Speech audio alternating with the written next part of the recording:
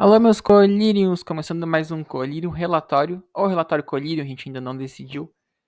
Nessa semana aí, a gente ficou um tempinho sem relatório colírio, um mês, né? Porque eu lancei os vídeos do meu curso de representologia. Vão lá olhar os vídeos, eu vou botar aqui o card para quem quiser olhar. Mas hoje a gente vai ter um tema aqui que muitas pessoas pediram, tá? Nem todo mundo pediu, mas eu tô trazendo aqui e vocês me dizem se gostarem nos comentários, tá? Que são personagens que venderam a sua alma, tá? Esse é o tema do vídeo de hoje. Então eu botei ali o Majin Vegeta ali para vocês verem um exemplo de personagem que vendeu a sua alma. Vamos lá. O que é vender a alma, tá? Não vou entrar em detalhes muito grandes aqui, mas eu vou só começar com essa pergunta. O que é vender a alma? Bom, o personagem que vende a alma, geralmente, ele troca a alma dele pela capacidade de fazer escolhas morais. Vamos recomeçar? Ele troca a alma dele por uma capacidade a mais do que ele já faz no momento, tá? E isso acaba influindo nas escolhas dele. Ele troca a livre vontade dele de fazer as coisas por ter uma vontade direcionada para um fim. Então, por exemplo, o Majin Vegeta ele se troca para o fim da destruição. E é o que acontece, tá? Você troca seu livre-arbítrio pelo poder em si, o poder bruto, né? E eu vou fazer a análise aqui por meio de dois conceitos, né? A moral do herói e a moral do escravo, tá? Também existem umas traduções do alemão que chamam de moral do senhor, né? Vou mostrar para vocês depois exatamente o que é isso, mas eu só queria deixar estabelecido que a gente vai fazer a análise a partir do Friedrich Nietzsche, tá? Eu vou apresentar para vocês os personagens, a biografia deles, e então eu vou depois analisar como foi essa venda de alma, tá? Esses são os personagens que vão ser analisados, tá? Eu selecionei os mais famosos, tá? Se tiver outros personagens que vocês conheçam, coloque no comentário pra gente fazer uma parte 2 desse vídeo, tá?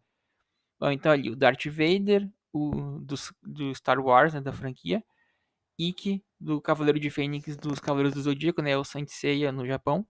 O Vegeta da franquia Dragon Ball, né? A partir do Dragon Ball Z, né? Ele não começou direto na saga Dragon Ball. Toguro, um vilão da série Yu Yu Hakusho, né? O Fausto, do Romance do Goethe, né? Eu coloquei ali a adaptação que fizeram no Chapolin, né? Inclusive, genial aquela adaptação, o desfecho é maravilhoso, tá? E os não tem nada a ver com o livro original, né? Mas o desfecho foi maravilhoso. E o Evil Ryu, da franquia Street Fighter, né? Um lutador, uma variação do Ryu. Vamos lá. O Toguro, ele era um lutador humano, né? O Yu Yu Hakusho, ele é um anime, né? Ele é um mangá, primeiramente, que se passa com um tema sobrenatural, né? Então existe o mundo dos humanos e o mundo dos demônios. E o Toguro, ele vivia no mundo dos humanos e participava dos torneios das trevas, né? Que se utilizavam muito os torneios das trevas para acalmar os monstros, né? Tipo, um bode expiatório para os monstros conseguirem colocar para fora a agressividade deles e tornar o mundo dos yokais, né? Dos demônios mais tranquilos. E ele participou desse torneio, tá? Mas ele era um humano antes, ele tinha um dojo, né? E ele era amigo da Genkai, né? A mestra Genkai, que é a mestra do Yusuke. Os, os alunos deles foram todos mortos por um yokai, tá? Um yokai que foi lá. Ele não tava, ele tinha saído por algum motivo, não sabe o motivo. Ele tinha saído quando ele voltou, tinha matado todo mundo. Ele vendeu a alma pra. Não sei especificar pra quem ele vendeu a alma exatamente, tá? Isso aí também não tá dito no anime. Mas se tiver alguém tiver informação, bora lá, falei. Mas ele vendeu a alma e se tornou um yokai. Tornou-se um monstro, né? E daí, no que ele se tornou um monstro, ele inclusive matou facilmente o yokai que matou os alunos dele. E ele viveu a vida vendendo os serviços dele para quem pagasse mais, né? Se tornou um mercenário. E matou muita gente no caminho, tá? E ele participa do torneio das trevas. Ele convida o Yusuke para participar, né? Bom, convida, né? Ele foi lá e destruiu um prédio, né? Convidou. E usando um capacete, né? Por que um motociclista, um cara com aquele poder usa um capacete, né? Ele quebra o chão. Tá, mas enfim. Ele participa do torneio, tá, gente? e ele queria ser derrotado, ele queria sofrer uma punição. E ele faz isso apostando no Yusuke, né? O Yusuke, ele inclusive ele faz coisas pro Yusuke liberar todo o poder dele, como matar a mestra Genkai. E tá, ele morre, né? E ele pede pra ter a punição mais forte, né? Ele não tem, tipo, poderiam ter clemência por ele, né? Por ele ter tido um trauma tão forte, né? Matar todos os alunos dele. Mas ele não, ele pede que ele seja mandado direto pra pena mais pesada, né? Então esse foi o primeiro personagem que vendeu a sua alma. E o vídeo tá aqui pra lembrar também que vocês curtam e comentem, tá? Por favor, comentem mesmo, tá? Porque o YouTube tá bem forte com essa questão dos comentários. Mas enfim, Vegeta, tá bom? O Vegeta, então, ele ele é um príncipe subjugado, tá? Se vocês forem olhar a biografia dele, tá? A biografia do personagem, ele era um príncipe de uma raça subjugada pelo Freeza. O Freeza, ele tinha um império intergaláctico com muitos planetas que estavam submetidos, e os Saiyajins, eles faziam parte da força de conquista. Eles iam lá e conquistavam planetas, depois vendiam, muitas vezes eles despovoavam, tá? E esse era o planeta Vegeta, com o rei Vegeta e o filho Vegeta, tá? Totalmente subjugado ao Freeza, tá? E depois a gente descobre que é o Beerus também, né? O deus da destruição. E ele era um príncipe subjugado buscando vingança, tá? Ele sempre queria se vingar do Freeza, porque o Freeza foi quem destruiu o planeta Vegeta, né? E ele buscava o poder absoluto, e por isso que ele foi atrás das esferas do dragão para se tornar um imortal e assim derrotar o Freeza. Mas a gente sabe que não seria possível necessariamente ele matar o Freeza com a imortalidade, né? O Freeza podia deixar ele incapacitado e ele não morreria, mas não conseguiria lutar, né? Então, esse plano acho que daria furado, tá? Não daria bom. Mas ele tentou. Isso foi o que levou ele pra Terra, além não foi a vingança contra do Raditz, tá? E daí, com o tempo, ele começa. O Freeza acaba sendo derrotado pelo Goku, né? Que se transforma em Super Saiyajin. E o Vegeta se sente vingado do Freeza ter matado toda a família dele. Mas ele não quer se vingar do Goku. O Goku derrotou ele na Terra, né? Ele mais o Kuririn, mais o Gohan. Mas ele não quis derrotar, ele não quis se vingar do Goku. O Goku, ele tá tentando ser mais forte, né? E é nesse momento que daí eles inclusive, eles têm um jogo de um fica mais forte, outro fica mais forte. Mas o Goku sempre alcança ele, né? Então, na saga do Majin Buu, ele percebe que alguns guerreiros ficaram mais fortes do que o normal, vendendo a alma deles pro um feiticeiro chamado Babidi. E a característica deles é ter um Mzinho na testa, né? Ele vende a alma dele porque ele viu que esses guerreiros também ficam cruéis, né? Então ele tem esse conflito interno. Ele quer também voltar a ser aquilo que ele aprendeu a ser, porque ele aprendeu a ser, no planeta Vegeta, um guerreiro que só se preocupa com o poder e com a força. Ele quer voltar a ser aquilo. Então ele vende a alma dele pro Babidi e o Babidi coloca o Mzinho na testa dele para ele ficar mais forte, para ele tentar derrotar o desnível que o Goku apresentava, tá? E bom, aí que acontece isso? Ele vende alma para se tornar o príncipe subjugado, ele para voltar a ser aquilo que ele foi em outro momento. Ikki de Fênix, tá? O Ikki de Fênix, ele vai vender a alma para a força do ódio, tá? Ele não vende, falam muito assim que ele vende alma pro diabo, né? Mas a gente sabe que o Kurumada ele gosta muito de usar figuras de linguagem, né? Então vendeu a alma para diabo. Que diabo? Não sabemos, né? Ele até tem umas referências aos deuses budistas da vingança, né? Mas ele vende a alma dele, tá? Se torna o cavaleiro mais poderoso dos 5 originais. Tanto que o nome dele é, né? O que brilha, Ikki, em japonês. Inclusive o nome dele do golpe espírito diabólico, ele mudou de nome, tá? Ele vira o golpe fantasma de Fênix, mas antes ele era o espírito diabólico. Que é aquele golpe que ele entra na mente do indivíduo e produz uma alucinação e o indivíduo já perde a luta, tá?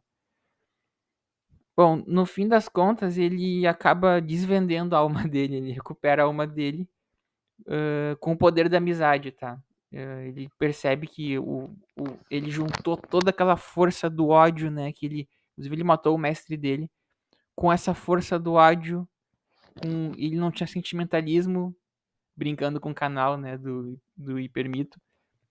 E ele acaba sendo derrotado pela força do amor, né, dos cavaleiros. E ele desiste de ter essa atitude, né? De buscar o poder por si, de buscar a vingança. E ele começa a proteger a Atena. Mas ele é um cavaleiro que dizem que ele é ateu, né? Isso é assunto de um próximo vídeo. Vamos lá, o Fausto, tá? Botei aí o do Chapolin só por causa que é uma referência visual que a gente conhece mais, né? Mas não é o Fausto do Goethe, é o alemão lá do século passado. Bom, o Fausto, ele foi escrito pelo Goethe e tudo, mas ele é uma lenda popular na Alemanha, tá? Uma lenda bem antiga. E foi transformado em romance pelo escritor Goethe, tá ali o nome dele, tá? Na história, ele vai encontrar um cachorro que na verdade era o Mephistófeles, que até no Chapolin eles brincam, né? Mephistófeles, eles fazem uma brincadeira com a fala do Fausto, né? E o que acontece? Ele tem um amor pela Margarida, que é a Dona Florinda que faz, né? Na paródia. E no fim das contas ele começa a querer dominar o mundo, tá? Só que o mais interessante é que ele se arrepende e consegue a alma de volta no último volume, tá? São 2 volumes e ele consegue retomar a alma dele. Então, mais ou menos parecido com o Ikki, né, que conseguiu retomar a alma dele, mas no caso ele conseguiu vender. No Chapolin é demais, né? O cara faz o contrato sumir. Cara, é maravilhoso. É genial porque é uma angústia humana e o Chespirito resolveu ela com a esperteza latina, né? Vamos lá, Darth Vader, tá? O Darth Vader é complicado porque é uma história que recebeu muitas e muitas continuações com diferentes autores, tá? Eu fiz aqui um apanhado, tá? Vamos ver o que vocês acham, tá? O Anakin Skywalker, então, ele é uma pessoa que, bom, no universo Star Wars tem uma coisa chamada Força, que você pode escolher entre o lado da luz e o lado negro, né? Agora até virou o lado das trevas. Uh, Dizem que é por motivos raciais, mas eu acho que é mais porque a tradução fica melhor mesmo. Trevas e luz tem mais a ver do que negro e luz, tá? Mas, enfim, isso é cosmético. Ele nasceu escravizado por Tatooine e tinha uma profecia que afirmava que ele ia equilibrar os dois lados da força, né? Só que um tal de chanceler Shea Palpatine, né, Darth Sidious, ele leva o Anakin para esse lado escuro, né? Então ele acaba vendendo a alma dele pro lado escuro da força, né? Pode ser escuro ou trevas, não sei. Eu não entendo muito de Star Wars, tá? Entendo bem pouquinho. E ele vende, tá, a alma dele. Então ele vende para essa força abstrata, não. Ele não foi pro diabo, que nem o Fausto, nem, nem o Ikki vendendo pra não sei quem, mas ele vendeu. Então ele tem essa força e daí tu pode escolher entre os lados, né? Daí ele fica mais poderoso, né, quando ele vende a alma pra esse lado. Só que daí, por outro lado, ele acaba se tornando uma pessoa que destrói, né? Mas ele não chegou a retomar a alma dele, tá? Porque ele foi derrotado pelo filho do Luke Skywalker naquela cena clássica, né? De Luke, sou seu pai, tá? É uma cena clássica. Bom, nosso último personagem então é o Evil Ryu. Ele é um lutador japonês que luta karatê e ele viaja pelo mundo buscando encontrar o oponente mais forte, tá? Ele acabou participando daí de um torneio. Bom, tem todos uns rolês lá dele encontrando o Akuma no dojo, que enfrentou o mestre dele, que matou o mestre dele, etc e tal. Mas isso aí tudo foi sendo adicionado, né? No jogo original ele era só um cara que saía viajando pelo mundo junto com o amigo dele, o Ken. Ele participou de um torneio chamado Street Fighter, e daí no primeiro jogo ele enfrentou o Sagat na final, né? O primeiro jogo que ninguém jogou, né? Tipo, o segundo jogo foi sucesso total, mas o primeiro jogo não é tão conhecido, tá? Mas ele derrotou o Sagat no final. E mais pra frente foi afirmado que ele utilizou uma energia, né? O Satsuo no Hadou, que foi o que ajudou ele a dar o Shoryuken que acertou o Sagat e abriu uma cicatriz no peito dele, né? Se vocês forem ver os sprites, né? As figuras dele, ele tem uma cicatriz. Essa cicatriz, ela foi feita pela essa energia, né? Então é muito parecido com Star Wars, tá? No sentido de que, como se fosse uma força que existe no universo e o Goku não, o Ryu, se vende, tá? Pra essa força. E então ele pode se entregar a ela ou ou controlar ela, né? Então tecnicamente ele vende pra ele mesmo, né? No sentido de é parecido com Star Wars, tá? O Darth Vader é muito parecido, tá? Agora vamos olhar aqui um pouco como é que é essa transformação, tá? Qual a lógica dela? Porque aparentemente só a pessoa fica má. Tá, mas por que a gente não pode falar um pouquinho mais sobre isso, tá? Que parâmetros que foi usado, tá? Vamos lá. Usando o Nietzsche de novo, e vocês podem ver no texto que eu produzi, que eu vou deixar aqui na descrição do texto, do vídeo, a gente tem aqui, então, na lógica do senhor, a utilização da força, tá? Então, o indivíduo, ele é forte na medida em que ele é poderoso, tá? Ele é não só poderoso de poder, mas habilidoso, tá? Então, quanto mais habilidoso ele é, mais virtuoso ele é, né? É uma discussão muito parecida que tem nos Cavaleiros do Zodíaco, tá? Se vocês forem olhar o seriado, o mangá, todo o conflito é o Saga é muito poderoso e deve dominar o santuário, ou o fato de a gente ter a Saori com a justiça sendo o amor pela humanidade que deve mandar. O conflito é todo esse, tá? Alguns cavaleiros concordam com o Saga, como o Afrodite, o Máscara da Morte, enquanto outros não, tá? Como a Iolia de Leão ou o próprio Aioros, tá? O que acontece? O senhor, então, ele utiliza a força, enquanto a moral do escravo utiliza a questão da proteção, tá? Então você é virtuoso por proteger. Os nossos heróis de hoje, eles são baseados nesse paradigma, tá? A simetria, um pensa que o cara poderoso é o mais virtuoso, é o melhor. Então, o Aquiles, por exemplo, ele era poderoso, então ele era virtuoso. Se ele matava muitas pessoas no campo de batalha, isso não é um problema, porque o importante é que ele era poderoso, tá? Enquanto o escravo ele tem a questão da igualdade. A igualdade para ele é mais importante. Vamos buscar todo mundo ser igual, tá? Então, o, a moral do senhor também tem a questão da autonomia, tá? O cara, por ser poderoso e ser habilidoso, ele faz o que quer. Não interessa como vai ser a consequência para outros indivíduos. Enquanto no escravo é diferente, a heteronomia. Eu tenho que pensar no outro, no coletivo como um todo, para poder saber se a minha ação vai ser boa ou se vai ser ruim. Por isso que, de um lado, a gente tem habilidade, né? O cara vai aumentar a habilidade dele, não importa como. E do outro lado tem uma piedade, tá? Então, não sei se vocês se identificam com mais com outro.